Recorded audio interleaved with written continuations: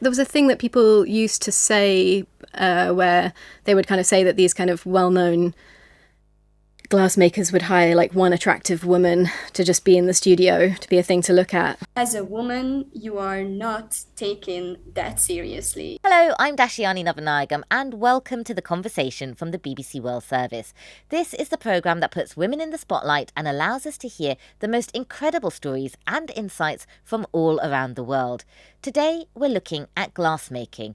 My guests are Mira Davida from Hungary, who now lives in Stockholm in Sweden. She's a flame worker who deals with molten glass that she makes into exquisite objects.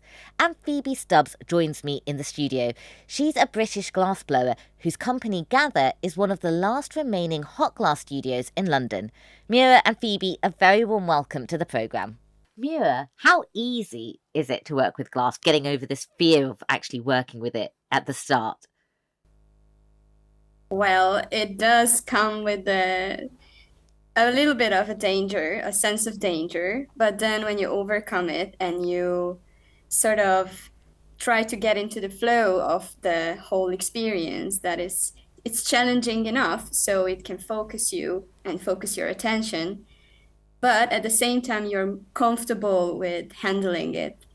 So there, when it can happen, this flow state, you get into it, and then it's just something really, really enjoyable and special and honestly an amazing experience. And what does it feel like when you're working with the glass? Because you tend to use your bare hands, don't you? Yes, I work with flameworking, which means that I have a torch that is attached to the table. Or I can also have a hand torch that is right in my hand, and I have this little tip that is that where the flame is coming from, and it's around 2000 degrees because my material is a little bit it's different. It's a bit it's called borosilicate glass, so it's a high temperature resistant glass, and you have this torch in your hand, and you really can move with the glass. It's very also a bodily experience, but in a different way than glass blowing. So it is like a dance with the material. You have the material in your hand, and it's quite close to you. You need the mobility in your fingers because it needs to be turned. It needs to be something that you can see immediately and you get immediate feedback. So, and did you mention that the flame is 2000 degrees? Yes, it is. And you're not wearing gloves because you need to be able to touch and feel the glass. Exactly. So glass doesn't conduct heat. And my raw material is borosilicate rods and tubes. And you need to twist and turn it in the flame. And therefore, it really requires mobility in your hand. But we do have a special kind of glass that you need to wear, special glasses. It's called the Dimium glasses, and it's tinted as well, because the flares from the flame are quite dangerous to your eyes. But also, you need to see what is going on. So you're wearing goggles. Really bright. Yes. Yeah, practically, you're wearing goggles.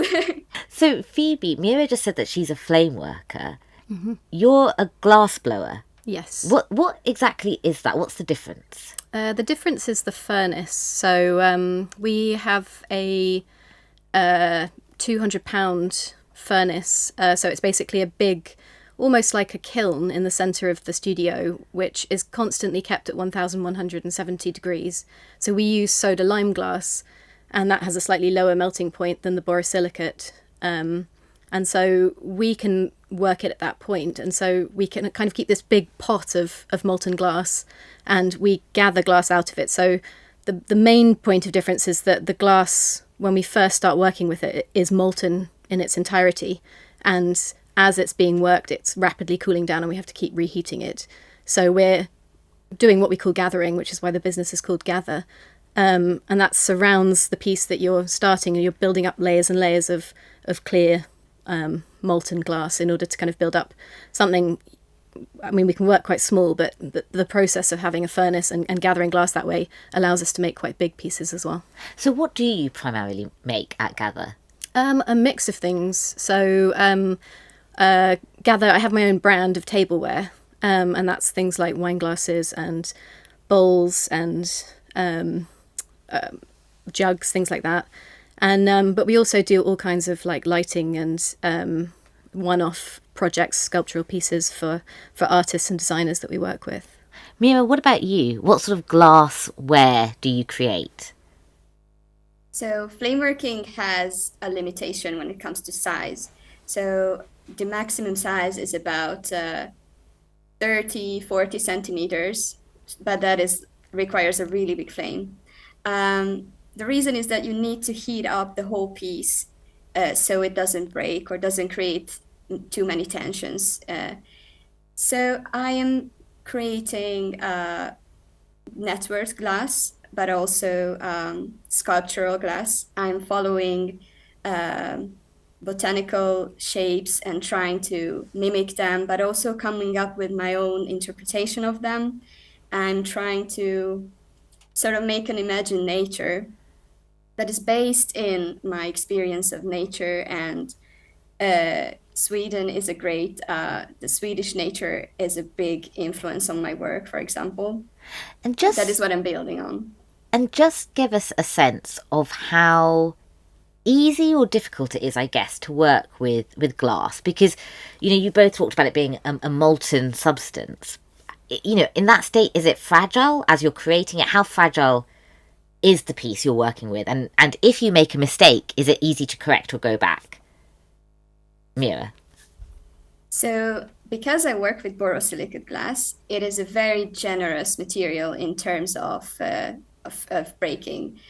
I mean, when you work with it, you can heat it up quite fast without annealing. You can heat it up and you can shape it. And it's quite, because of the mentioned viscosity of it, it really looks like honey. So you can practically work with it for a longer time, twist it and turn it without any issues. And it slowly cools down.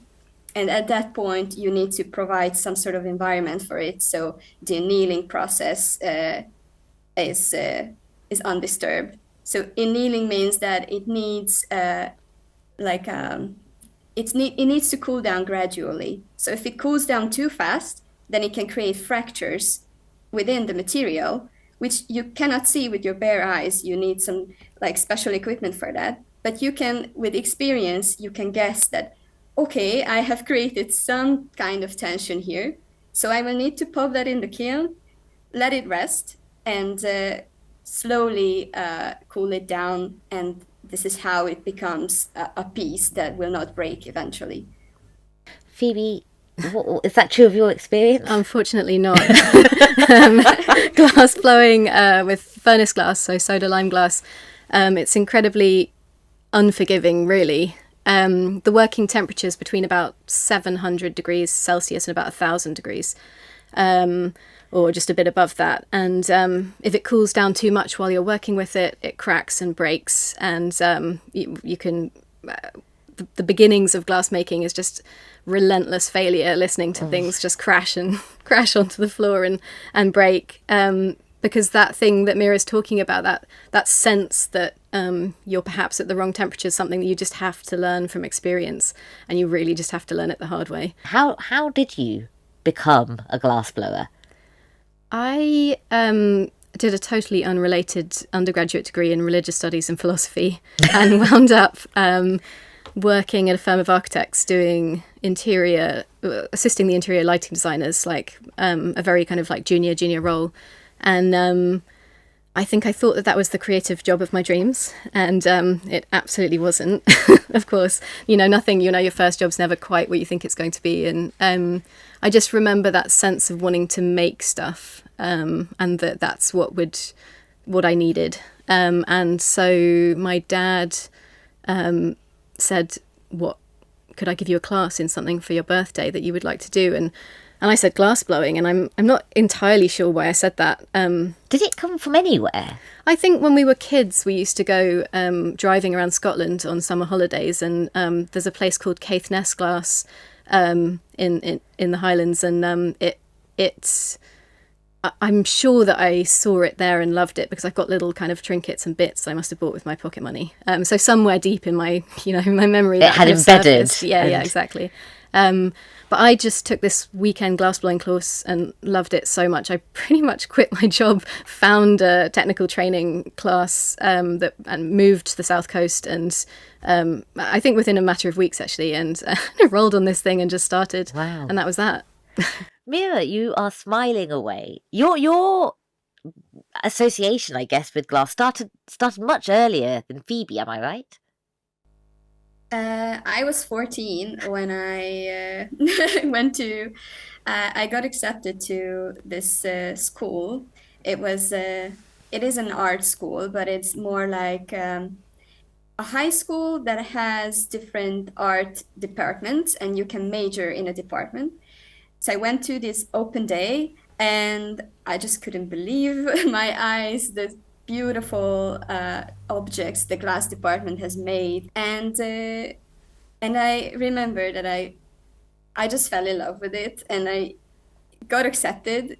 I was so happy about it because we had an incredibly nice community. There were only 7 people in my class. This school was until I was around 19, and then I got accepted to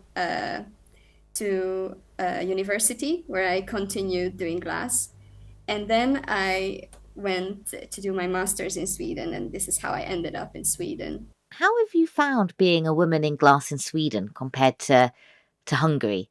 In Hungary, there is something that as a woman, you are not taken that seriously in the sense of when you're starting off your career, you are trying to get opportunities, and sometimes this sort of ambition is perceived as a bit too much, too aggressive. And even though it's not something they would explicitly say to you, or it's just something that is always in the air.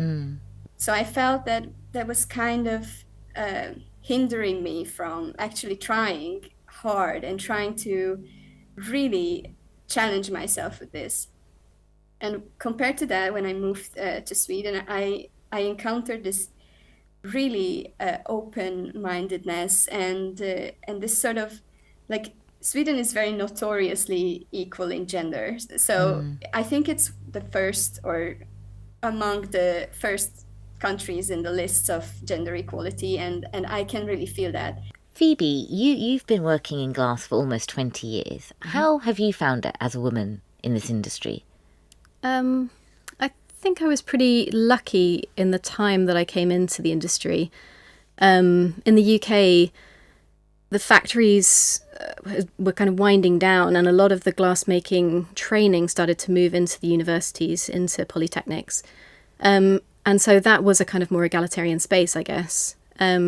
So my experience, though, was that a lot of women were on the courses taking glassblowing classes, but then when you actually looked up into the kind of glassblowing world and saw these studios, they were almost all run by men and hired a lot of men. There was a thing that people used to say where they would kind of say that these kind of well-known glassmakers would hire like one attractive woman to just be in the studio, to be a thing to look at, which is pretty gross. And, that kind of thing existed, of course. But I actually always felt like my skills were appreciated, and I think I just put my head down and worked pretty hard. I mean... So you never felt mansplained or patronised? I think every woman in a glass studio has been mansplained to plenty, but at the same time, I think while that can be just tiring, at this point in my life, I feel like I'm just happy to be where I am. What is the reality like of running a business? That is the part that I find the hardest. It's felt particularly punishing over the last 3-4 years. The gas price increases, the just energy increases. Do you think people are aware of the costs involved? I don't think so. Not exactly. I suppose I do feel a sense of sadness that we're being kind of priced out of, and when we're having to only cater to a kind of luxury market in a way, because the making glass is now so incredibly expensive that it's hard to sell glassware for a price that people can generally afford. Mira, you're nodding there. Yes, yes, I really agree. And so if you're showing a video to a layman and they see what is actually going on and how it is going to be a finished product, they are gasping for air. They cannot believe it. Like, oh, really? It's like this? What? so yeah, I saw that many times. So yeah, I think also no one really understands how long the training is. I mean, Mira's a good example. You know, she started doing this when she was 14. There are people in my studio who are still at the assistant level who've been doing it for 6+ years. Mira, when it comes to making a living out of this, you do sell the pieces you create. I wonder what that is like for you, because it sounds like such a personal process you go through forming them. How easy is it to sell them? it is difficult because you have a different mindset when you're creating than when you are actually selling or you're marketing or managing a business. So when it comes to creating, for me, it is a very introverted process because I work mainly alone in my studio. I'm just listening to podcasts, enjoying myself, going in the flow state, completely shutting out the outside world, and it's just me and the glass. And but when it comes to going out of this bubble and contacting people, making exhibitions or selling it, it requires a different kind of personality. It's a more extroverted, it's a more outgoing and social personality type that you need to find in yourself. And fortunately, I can find both in myself. But the shift between these two can be rocky sometimes. Do you have something that you've made that is your ultimate favourite, or that really pushed your boundaries, I guess, creatively and professionally? I have a piece I made recently. I mean, I think I always have a new thing that I'm kind of working on that like feels like it becomes my like, you know, technical crowning glory, and then you set your sights higher, and that's kind of the nature of it. I was making these vessels recently that have these looping handles that sit inside each other in this kind of nested way. I suppose it's actually something that you would do much more in flameworking than actually blowing, because we've got to put them on so they're kind of molten. It's like a hot bit of spaghetti, and then stick it to the thing and coax it into its final position while it's moving around as it's cooling. And so to do that 4 times and get them to sit inside each other felt like an absolute moment. And then I was being such an embarrassing fangirl because I had someone on Instagram who's like a great glassblower who I totally admire, wrote very well done, and I was like, oh my gosh, my 25-year-old self is like giddy with excitement now. Mira, what about you? So I made this orchid very recently, and so in terms of size and complexity, it was an incredibly difficult project. Partly because I don't have a big enough kiln so I can put it in for annealing. So it was incredibly risky to, sort of network all of these tiny bits and pieces together. But it worked out. It's done now, and I'm so incredibly happy. It's quite big, and I worked a lot on it. So I worked for a week, almost like every day, on this one piece, which is rare in glass. So you can finish a piece in a few hours. It shouldn't take a week. That sounds wonderful. Mira, Phoebe, thank you so much for that conversation. Thank you very much. Thank you. Thanks so much for listening to the conversation. If you want to hear more episodes, please do like and subscribe to our YouTube channel.